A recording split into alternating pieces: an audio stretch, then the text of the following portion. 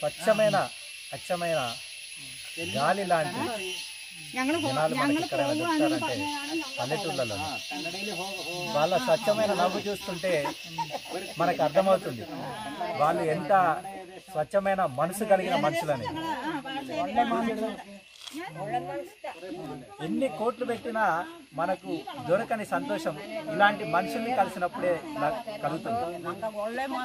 యాక్చువల్గా ఇలా దారిలో వెళ్తుంటే అరిటాకులో భోజనం చేయాలనిపించింది. అరిటాకులు తెంపుకుందామని వీళ్ళ ఇంటి దగ్గర ఉన్న చెట్టు నుంచి అడిగితే ఏమన్నా ఇవ్వాలా దీనికి అని అంటే ప్రతిదీ డబ్బులతో ముడిపెట్టద్దని చెప్పి మనకు ఫ్రీగా వాళ్ళు ఇవ్వడం జరిగింది. అంటే ప్రతిదీ డబ్బు అయిపోయిన ఈ ప్రపంచంలో ఇలాంటి చోట్లకు వస్తే ఇంకా మంచి మనసు కలిగిన మనుషులు ఉన్నారని అనిపిస్తూ ఉంటుంది.